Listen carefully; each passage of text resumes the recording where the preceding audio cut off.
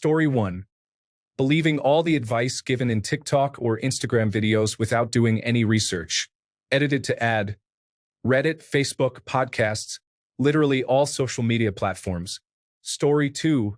The belief that the most extreme example is the norm. This existed before the internet. It's pretty much human nature. But the internet broadcasts every single thing that almost never happens. If something happens 1% of the time to 100 million people, it's happened a million times. If 1% of those people post about it, you see it thousands and thousands of times. It feels like it's happening all the time, everywhere. It's polarizing, yes, but it's also very paralyzing. So from someone who used to absorb all this nonsense and has since changed perspective, most people are normal. The extreme situations aren't everywhere. Story 3. You will own nothing and be happy. Everything is becoming a subscription service, and the things you can own are quickly becoming unaffordable to the average person. Story 4. Lack of any desire for privacy. It's one of the most important things to me, yet I feel like almost nobody else understands. I meant posting private lives on social media, but many of you brought up other privacy-related concerns that are scary too. Story 5. I'm sure I could get a long list if I thought about it, but two that leap out from the United States and United Kingdom. Everyone is stretched thin, with less and less time available to live life as they choose to. It kills communities and is a strong part of why neighborhoods feel soulless. Even in a well-off area, few folks have time or effort to give, and even if they do, the basic structure to do so locally isn't in place, so it is extremely hard to start something nice in your area. The degradation of everything. Economic structures seem to reward poor quality, borderline scam products, and it is becoming harder and harder to know what is good or responsibly made. In short, doing things well or being nice on the basis that this improves the world seems less common. Story 6. The decline of literally everything. Companies that used to offer good services now actively make them worse in order to squeeze more profit. What used to be a few advertisements are now advertisements literally everywhere, even when you're paying a subscription for the service, which is part of why I block all advertisements. Companies that used to be competitive have grown large and consumed all their competitors until they no longer have to compete. They treat their employees like incapable children who need to be supervised and micromanaged constantly to ensure they are doing their job, including timed bathroom breaks. They surveil those employees with what would, even 10 years ago, have been considered malware and extreme privacy violations. They're cutting full-time positions and making everyone into a contractor so they don't have to pay benefits. This incessant need for constant growth, aside from destroying the planet, means no company is ever happy making merely a lot of money. So, they squeeze their customers, employees, and each other until we're left with a handful of giant faceless corporations run by billionaires who can't stand merely owning a large yacht. They have to extract more value so they can upgrade to an even larger yacht. They entirely own our political process and will not be happy until they can wire us all up and make us think the thoughts they want us to think. Corporations have never been benevolent by any means, but this incessant, pathological desire to be even richer feels recent. It's gross and obscene, and it needs to end. Story 7. Everyone tries to pathologize and categorize every facet of the human experience. I love that mental health topics are discussed more freely, but not everything that everyone does is evidence of some sort of mental illness. It's okay not to be perfect, not to have completely efficient productivity, and to experience negative emotions. Story 8. Polarization of people and opinions. There is no more gray zone. People react with extreme behavior and opinions. It's as if when someone does something, it's either a life sentence or make him president.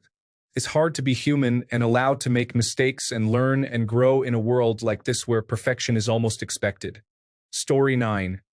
How it seems everyday people are feeling more comfortable and justified displaying their worst selves and being cruel and inconsiderate of others just for the fun of it. Like, if that does not stop, I think it will lead to our eventual extinction. Humans need to value other humans more. Story 10. We are already living in a post-truth world. Mainly the mainstream media and social networks are responsible for this. Everybody makes up any false information they want for whatever political, commercial, or social agenda, and the masses accept it, especially if it serves their personal agenda. By the time the lie is called out, It is already too late. The lie is already repeated as fact halfway across the world. History is being rewritten as we speak. Story 11. Living your entire life through a screen. The iPad kids are starting to grow up, and most of them are almost incapable of having a normal conversation with others. Story 12. As of me writing this comment, a few people almost touched on it, but the amount of parents using technology as a pacifier and the internet to raise their children so they don't have to is concerning. I travel a fair deal, and the number of parents that I have seen worldwide whose kids are tethered to an iPad is horrifying. Sitting down at restaurants in public, I am surrounded by people all raising their kids like this. Eyes 6 inches from the screen as they click away on games and videos that have been programmed to fire off their dopamine like a gambling addiction. Flashing lights, fast-paced, instant gratification, loud noises, multitudes of colors. It is insane to watch. The parents are talking or on their own phones while their kids sit in a vegetative state, eyes glazed over looking at the screen. I'm pretty scared about how this generation of children is going to turn out. I know it sounds like I'm being hysterical here, but it feels like this hands-off tech parenting is programming their children for chronic needless consumerism, for addiction-related tendencies, for short attention spans, need for instant gratification, anxious worldviews, and a dependence on technology to keep them engaged in their own lives. The videos you see of how these kids react when separated from their iPads or phones are scary too. The screaming, the temper tantrums, the violent outbursts, like a junkie whose stash has just been flushed before their very eyes. I have no idea what the answer is, but it's scary to watch. Story 13. The move away from community. This is happening everywhere. We have people all over the world who don't know their neighbors, wouldn't recognize them in the street, and wouldn't help them in an emergency. Human civilization was built on community and will fail without it. Lack of community leads to much more conservative and eventually extreme behaviors and attitudes because people care only for themselves. Story 14. Filming people without their knowledge or consent is getting way out of hand. I'm disgusted by the number of videos I see on TikTok where people will film a homeless person experiencing psychosis and just tag it, laughing my ass off, life in New York or something like that.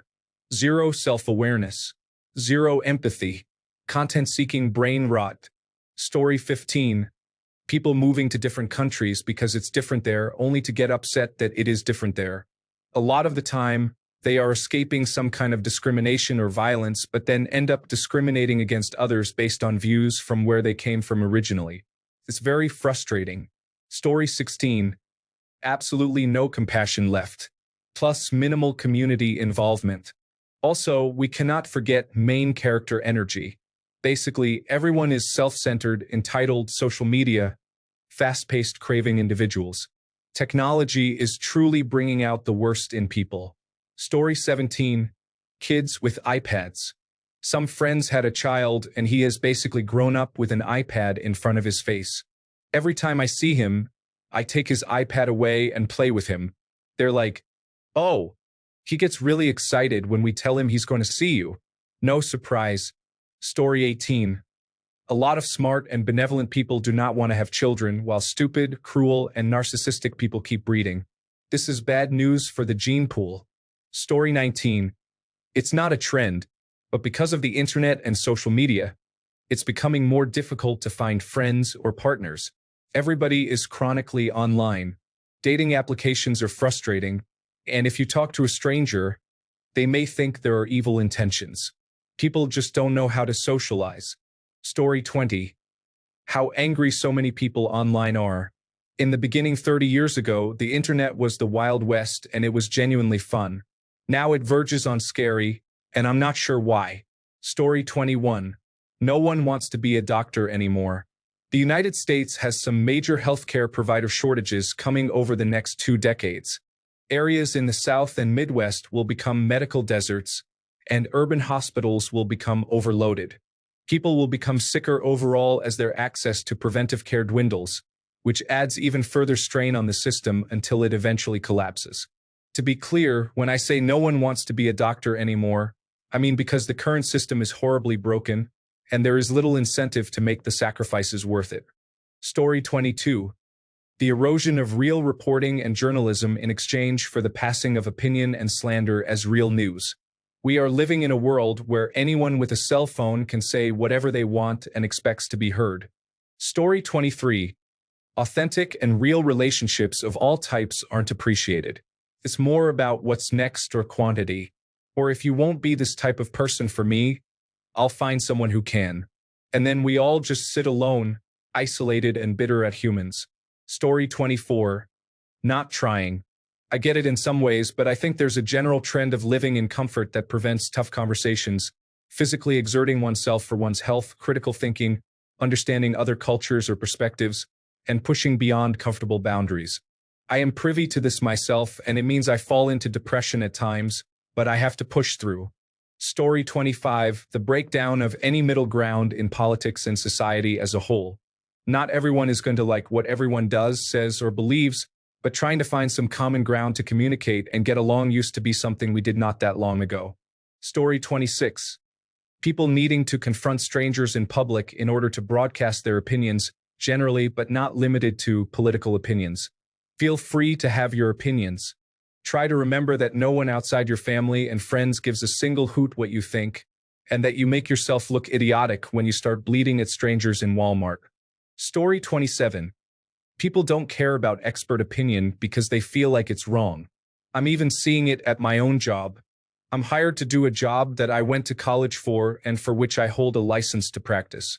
However, I'm told I need to adjust my professional documents because someone without a license told them they can save money by doing it a different way. Then, when things go wrong, I'm blamed for it. Story 28. Approaching a person you do not know in public to casually interact with them is seen as creepy and weird. The other day at the store, I saw some younger kids, and one of them had a shirt of a band I like. I just said, "Hey, cool shirt." And they looked like they were going to panic or call the police or something. I am sure they eventually calmed down and then went back to texting each other in a few minutes. Story 29. Online dating is becoming ubiquitous. I like to meet people in person, and it seems more and more that people just default to using the applications exclusively. I've used them too, but honestly, getting to know someone through text is quite a chore. When we meet up, we usually just hook up, and I feel nothing emotionally. In real life, at least I know if we vibe or what their personality is really like before I waste my time. Story 30. Does this count? My younger students, aged 6 to 7, are absolutely iPad kids. They flip out if they aren't allowed to watch YouTube during their break times. I've asked them about their hobbies, and it's always play on iPhone or watch iPad. We have 3-hour English as a second language classes daily, including breaks, and most of them can't handle it. Story 31. The sheer lack of 24-hour places not only made it the easiest shift for employees to work, but it also left socially awkward or randomly depressed people with nowhere to go at midnight. I deal with more than my fair share of friends with mental issues, and a lot of the time, the best thing was to go out for some midnight cake at the local diner. It got them out of their head, their rut, and cake makes everyone happy. Story 32. Pornhub has 42 billion views each year, with studies showing that 90% of the most popular titles feature violence against women. The average age of first porn viewership is 8 to 11 years, and deaths by strangulation have increased 90% in the last decade. Andrew Tate has more than 13 billion views. A woman with broken blood vessels in her eyes from being strangled is getting hundreds of thousands of likes on TikTok by bragging that she's such a good sub. She let her boyfriend choke her unconscious and then proceeded to have sex with her unconscious body. Thousands of subreddits are dedicated to the abuse of women, like one called Dead Eyes, where men masturbate to porn featuring women being abused who have a look in their eyes like they've lost the will to live, or the one dedicated to masturbating to pictures, videos, and news stories of women raped in war, and the one dedicated to true crime stories of women raped, mutilated, and murdered. I've seen men asking for tips on how to abuse women, how to find women with mental health issues that will let them do anything, or how to go to poor countries and take advantage of underage girls and trafficking victims. They laugh about buying an underage prostitute in Mexico and make fun of the way they cried or post photos of a hole punched in a wall and compare it to a woman's gaping anus after he abused her. Pictures of naked women used as inanimate objects with men placing their feet or meal on her body. Men saying they don't want to waste their time raising a daughter and then comparing a baby girl to a fleshlight. In a study of 22,000 women, when the word rape wasn't used, 90% had experienced unwanted sex or sex acts. Sexual abuse of women is so normalized they don't even recognize it, and 51% of women have been sexually assaulted by a partner while asleep. An overwhelming number of women are suffering health problems such as anal fissures, bowel injury, and lack of control of bowel muscles resulting in colostomy bag usage due to rectal injuries, and strokes under the age of 30 caused by strangulation. A man's skin is 25% thicker than a woman's. Canal pressure is different in men and women largely due to the fact that women have a much lower center of gravity. There are even differences in the digestive tract and bowel structure likely to compensate for the shifting of organs that occurs during pregnancy. Women have less robust anal sphincters and lower anal canal pressures than men, and damage caused by anal penetration is therefore more consequential.